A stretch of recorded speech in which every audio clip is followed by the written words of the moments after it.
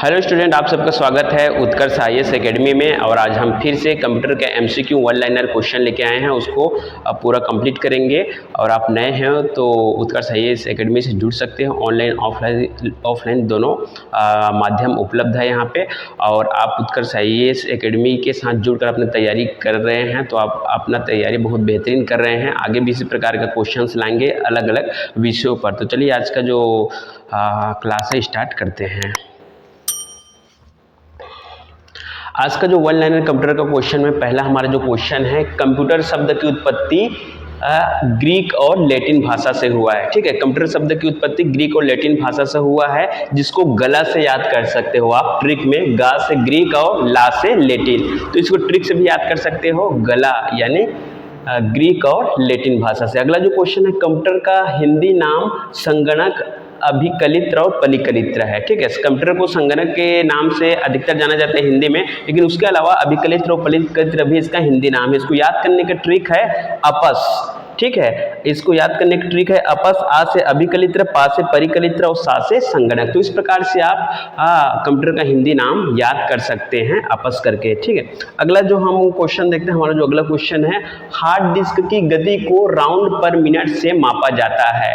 ठीक है, प्रत्येक सीपीयू के अंदर एक हार्ड डिस्क लगा होता है जिसको राउंड पर मिनट से मापा जाता है, जिसको शॉर्ट में RPM कहा जाता है, राउंड पर मिनट कहा जाता है। ठीक है, अगला क्वेश्चन हमारा जो, प्रिंटर की गति को CPS, LPM और PPM से मापा जाता है। CPS का पूरा नाम होता है कैरेक्टर पर सेकंड, और LPM का पूरा नाम होता है लाइन पर मिनट, और PPM का पूरा नाम होता है पेज पर मिनट। जैसे कि आप यहाँ पे देख सकते हैं, इसका पूरा नाम ये तीनों का मैंने बता दिया है। ठीक है, आगे देखते हैं हम। अगला क्वेश्चन है, प्रिंटर एक हार्डवेयर आउटपुट डिवाइस है। प्रिंटर को सिस्टम के पैरेलल पोर्ट से जोड़ा जाता है। ठीक है, किसी चित्र की गहराई को बीट से मापा जाता है। तो प्रिंट सभी जानते हो, प्रिंटर एक हार्डवेयर डिवाइस है, क्योंकि प्रिंटर को हम छू सकते हैं और देख सकते हैं। ठीक है, और प्रिंटर को जो पैरेलल पोर्ट से जोड़ा जाता है, प्रत्येक सीपीयू के पीछे में एक पोर्ट होता है। ठीक है, तो उसमें पैरेलल पोर्ट दिया रहता है, प्रिंटर के लिए दिया रहता है, जिससे जोड़ा जाता है। प्रत्येक जो चित्र है उसकी जो रंग की गहराई को मापा जाता है बीट से। ठीक है, बीट से मापा जाता है। बीट किसी भी मेमोरी इकाई का सबसे छोटा यूनिट होता है, इससे रंग की गहराई को मापा जाता है। अगला है, कीबोर्ड का जनक क्रिस्टोफर सोलेज को कहा जाता है, जिन्होंने 1868 में कीबोर्ड को अस्तित्व में लाया था। सभी लोग जैसे कि कंप्यूटर इस्तेमाल करते हैं, कीबोर्ड का भी यूज करते हैं, और कीबोर्ड में टोटल बटनों की संख्या 104 और 108 होता है।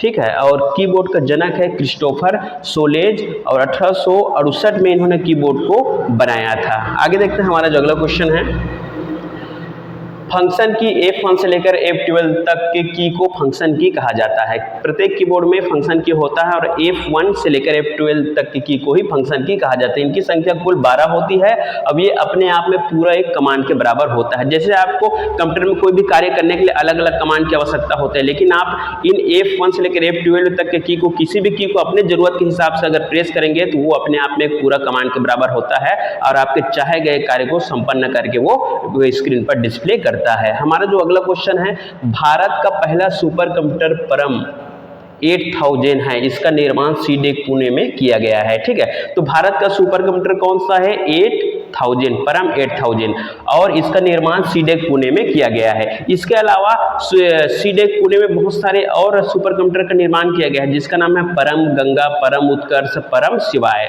ठीक है, चलो अगला क्वेश्चन की ओर बढ़ते हैं। तो कंप्यूटर का जनक चार्ल्स बेबेज को कहा जाता है।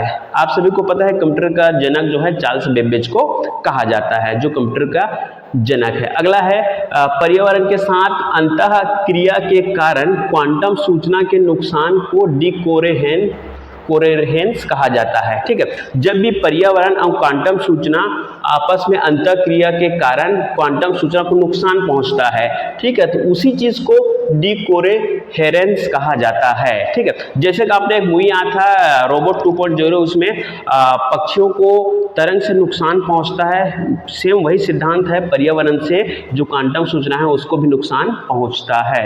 ठीक है, अगला क्वेश्चन हमारा, भारत में सुपर कंप्यूटर के जनक विजय भाटकर को कहा जाता है, जिन्होंने 1991 में सीडेक पुणे में सुपर कंप्यूटर को बनाया था। ठीक है। तो भारत का जब से बोला जाएगा सुपर कंप्यूटर के जनक तो वो है विजय भाटकर, और पुणे में ही इसका ऑफिस है सीडेक का, जहां पे इन्होंने 1991 में इसका निर्माण किया था सुपर कंप्यूटर परम 8000 का। और परम 8000 का और नए अलग अलग वर्जन है जिसको मैंने आगे बता दिया है। आगे देखते हैं, सीमोस एक बैटरी होता है जो कंप्यूटर के बंद होने पर सिस्टम के डेट और टाइम को अपडेट करके रखता है, ठीक है। सीमोस का पूरा नाम होता है कम्प्लीमेंट्री मेटल ऑक्साइड सेमीकंडक्टर, इसका पूरा नाम होता है। वो एक सिक्के का समान एक बैटरी होता है जो कंप्यूटर के मदरबोर्ड में लगा होता है। जब कंप्यूटर बंद हो जाता है उसके बाद भी वो आपके कंप्यूटर के टाइम और डेट को वो अपडेट करके रखता है, यानी सेट करके रखता है। आगे देखते हैं, कंप्यूटर का नाड़ी तंत्र और तंत्रिका तंत्र सीयू को कहा जाता है। सीयू का पूरा नाम कंट्रोल यूनिट होता है जो पूरे सिस्टम को नियंत्रित करता है। प्रत्येक कंप्यूटर में सीयू होता है और सीयू का पूरा नाम होता है कंट्रोल यूनिट। ये पूरे कंप्यूटर सिस्टम को वो कंट्रोल करके रखता है, आउटपुट और इनपुट को, इसीलिए इसको नाड़ी तंत्र कहा जाता है। जिस प्रकार की ह्यूमन बॉडी में पूरा तंत्रिका तंत्र फैला रहता है, इसी प्रकार से कंट्रोल यूनिट पूरे कंप्यूटर सिस्टम को, चाहे मदरबोर्ड हो, इनपुट आउटपुट डिवाइस को कंट्रोल करके रखता है। सो इसलिए इनको तंत्रिका तंत्र या नाड़ी तंत्र कहा जाता है। अगले क्वेश्चन की ओर बढ़ते हैं तो हमारा अगला क्वेश्चन है, आधुनिक कंप्यूटर का जनक एलन ट्यूरिंग को कहा जाता है। याद रखिए, पूर्व में मैंने कहा था कंप्यूटर का जनक चार्ल्स बेबेज को कहा जाता है, किंतु आधुनिक कंप्यूटर का जनक इसको एलन ट्यूरिंग को कहा जाता है, ठीक है, क्योंकि इन्होंने आधुनिक कंप्यूटर विज्ञान में मूलभूत सिद्धांतों जैसे ट्यूरिंग मशीन और एल्गोरिथम की अवधारणा का विकास किया है, ठीक है, इसीलिए इनको आधुनिक कंप्यूटर का जनक कहा जाता है, एलन ट्यूरिंग को। अगला क्वेश्चन है, बफर एक अस्थायी मेमोरी है, यह प्रिंटर में अस्थायी रूप से डाटा संग्रहित करने का कार्य करता है। जब भी पूछा जाता है बफर क्या है तो ये अस्थायी मेमोरी है, कुछ ही समय के लिए जो डाटा इसको दिया जाता है कुछ ही समय के लिए संभाल के रखता है, उसके बाद वो डिलीट हो जाता है, इसीलिए ये अस्थायी मेमोरी। कई बार प्रश्न में पूछा गया है बफर मेमोरी के बारे में, ठीक है।